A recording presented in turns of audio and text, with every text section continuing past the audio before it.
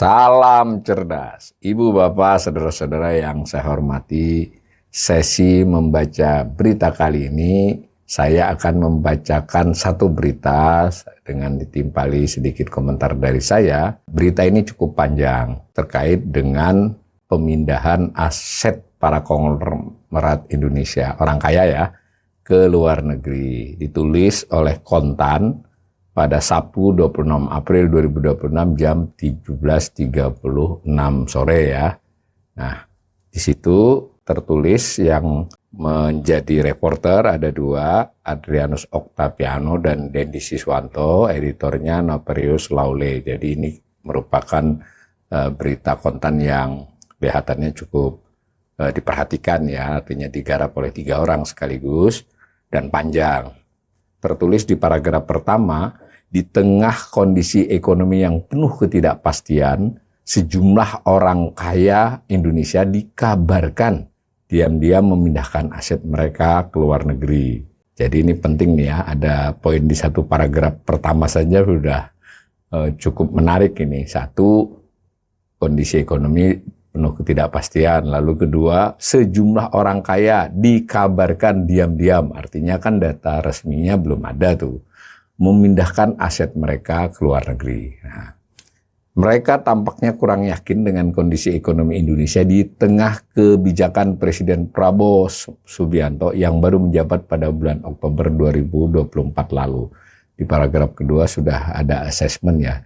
Tapi tadi nampaknya setelah saya baca itu Kontan mengutip penilaian dari Bloomberg. Jadi dia hanya secara jurnalistik Kontan menyampaikan.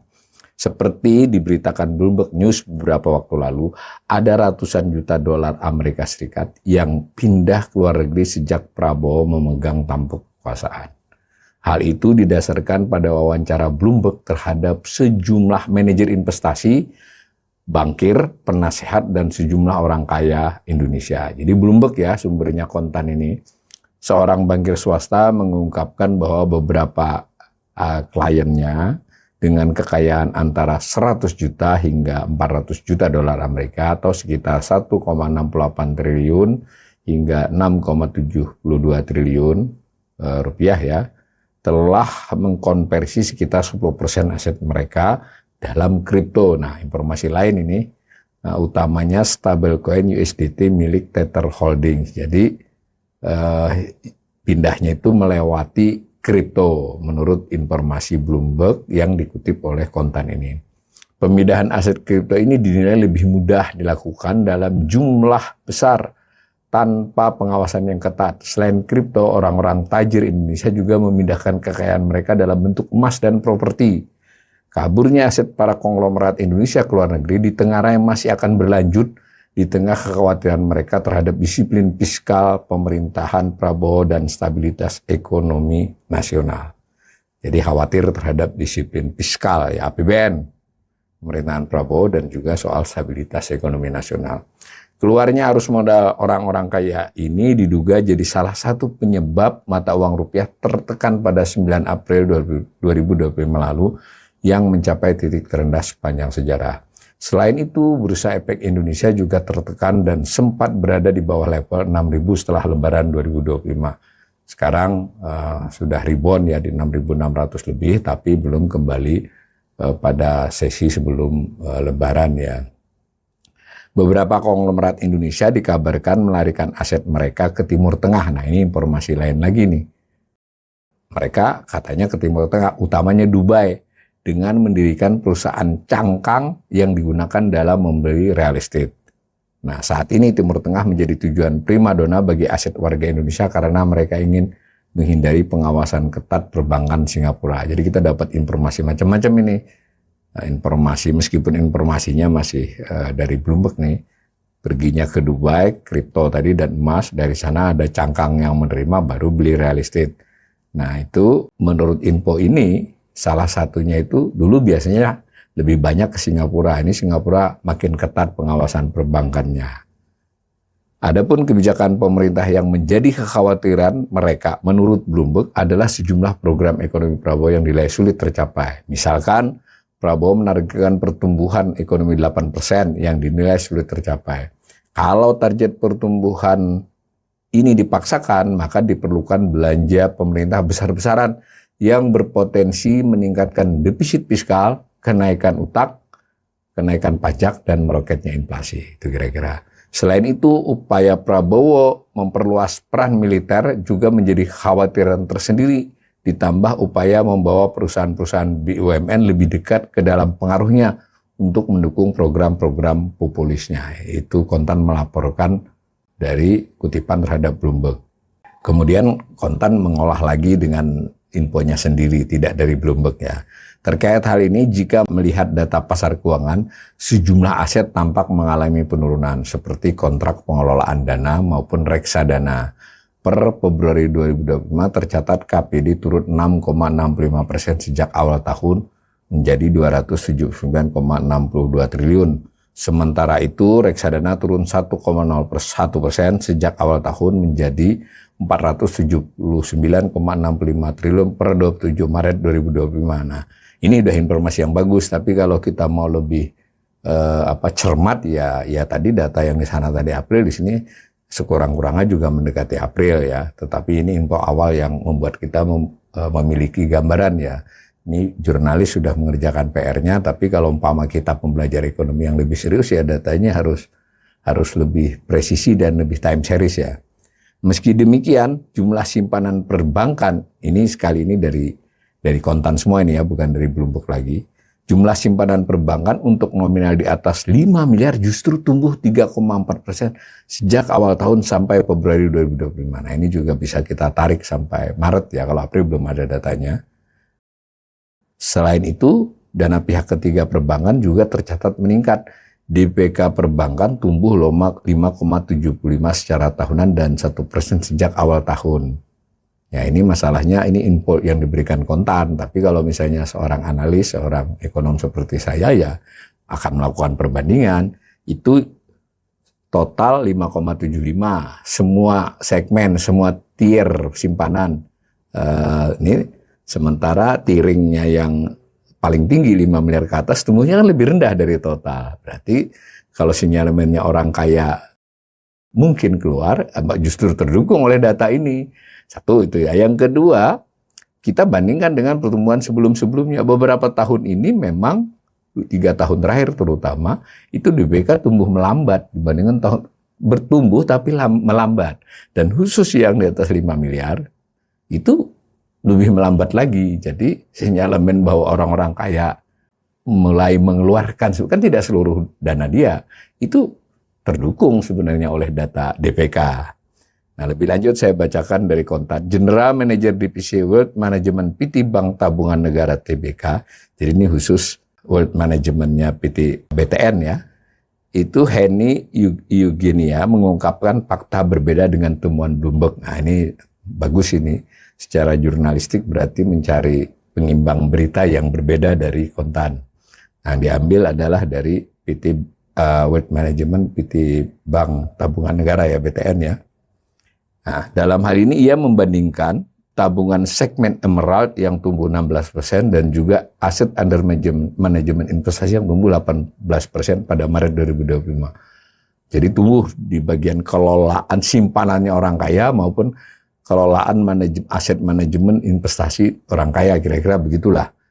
Tapi jangan lupa ya, ini adalah Bank BTN ya. Tak hanya itu, Bank BTN dalam arti wealth managementnya. Tak hanya itu, ia juga menyebut bahwa jumlah nasabah segmen Emerald juga tumbuh 10% pada Maret 2025. Menurutnya ini merupakan pertumbuhan tertinggi yang terjadi pada segmen private bank. Untuk 1 tahun terakhir, ternyata trennya masih dominan ke obligasi, baik dari nasabah Emerald ataupun nasabah retail. Untuk reksadana saham saat ini masih terbatas pada nasabah tertentu dengan profil yang lebih agresif. Hal senada juga diungkapkan oleh Consumer Funding and Wealth Business Head Bank Danamon Ivan Andrian Jaya, menegaskan pihaknya belum melihat adanya indikasi untuk kecenderungan pemindahan dana ke luar negeri ini dari Bank Danamon ya. Nah, sejak awal tahun katanya DPK Danamon masih tumbuh secara kuartalan di kisaran 2 hingga 4%. Tentu ya sebagai pihak bank ya kalau mereka bilang dana pada keluar ya itu namanya cari penyakit ya. Ya, tetapi juga nggak mungkin dia memalsukan data. Jadi kita harus bisa baca data-data semacam ini secara cermat ya. Nanti data itu dibandingkan tahun, kalau umpamanya mau menelusuri. Tapi sekurang-kurangnya Kontan sudah memperlihatkan bahwa tidak sepenuhnya sepaham dengan Bloomberg. Beberapa pihak mengatakan enggak terjadi itu.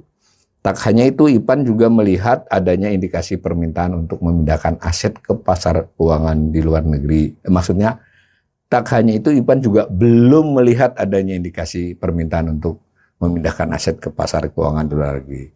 Ini tercermin dalam kelolaan wealth management Danamon, ya gitu ya kira-kira argumennya. Meski demikian, pihaknya jadi tetap diakui oleh pihaknya Danamon memang melihat adanya penurunan pertumbuhan dana kelolaan reksadana yang dikarenakan sikap nasabah secara umum masih mencoba wait and see di tengah gejolak pasar yang terjadi. Namun arus dana masuk masih ada, seiring dengan valuasi yang menarik dan seterusnya ya. Tapi ini juga menurut saya cukup jeli ini pihak bank mengumumkan ya tidak mengakui sepenuhnya, tapi juga mengakui bahwa indikasi itu ya ada sebetulnya. Minimal berkurangnya tambahan, artinya kan tidak seperti biasanya tuh. Nah lalu berita lanjut, masih mengutip dia, menurutnya bisa saja terjadi melalui reksadana global atau mendirikan perusahaan di luar negeri, family office atau skema transfer pricing tergantung preferensi masing-masing nasabah. Artinya mereka juga sudah memiliki rekening atau investasi di luar negeri, itu memudahkan untuk pengalihan dana. Jadi sudah dikasih ini faktor risiko oleh beliau ini. Nah lalu selanjutnya dikutip pakar ekonomi ya, dalam hal ini Ahmad Nur Hidayat, pakar ekonom dari UPN Veteran Jakarta, mengatakan fenomena ini sebagai bentuk pelarian modal tidak hanya merugikan stabilitas ekonomi nasional, juga mencerminkan rendahnya semangat nasionalisme dan tanggung jawab sosial dari kalangan elit ekonomi. Ya, ini ekonomi ini cukup keras ya menilai para pihak itu yang pergi itu. Ini menurut dia bentuk ketidakloyalan terhadap upaya bangsa Indonesia menjaga stabilitas ekonomi di tengah ketidakpastian global. Ahmad menduga bahwa kelompok para taipan yang melarikan modal ke luar negeri adalah mereka yang berbisnis di sektor komoditas dan finansial. Mereka ini dikenal memiliki pengaruh besar di sektor ekspor komoditas primer seperti kelapa sawit, batu bara, nikel, dan karet. Nah, saya komentari sedikit bahwa ini Kontan sudah menurut saya telah mengerjakan PR-nya lah sebagai jurnalisme ya, sebagai media. Tadi mengutip Bloomberg dengan berbagai alasan utamanya tentang indikasi keluarnya aset orang kaya di Indonesia. Lalu dia mengkonfirmasi kepada dua pihak pengelola dana dari Wealth Management Bank, BTN dan Danamon, yang BTN sepenuhnya membantah, yang Danamon tidak sepenuhnya setuju tapi juga mengatakan ada risiko itu.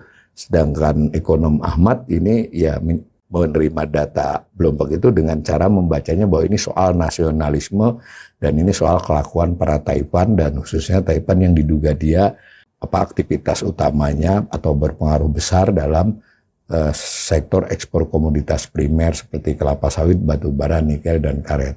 Nah, berita semacam ini menurut saya mesti menjadi perhatian serius para pengambil kebijakan, pemerintah, dan Bank Indonesia. Begitu juga kita para netizen, juga para pengamat ekonomi mungkin perlu lebih melihat pola-pola ini, berita ini, data-data, nanti ada data-data resmi terkait dengan arus modal dan seterusnya untuk kita tetap berupaya menjaga kondisi ekonomi kita tidak memburuk. Dan biasanya memburuk ini memang seringkali dalam banyak kasus negara, termasuk Indonesia, itu dipicu oleh kondisi arus uang atau arus modal. Mudah-mudahan kondisi menjadi lebih baik buat bangsa dan negeri tercinta ini.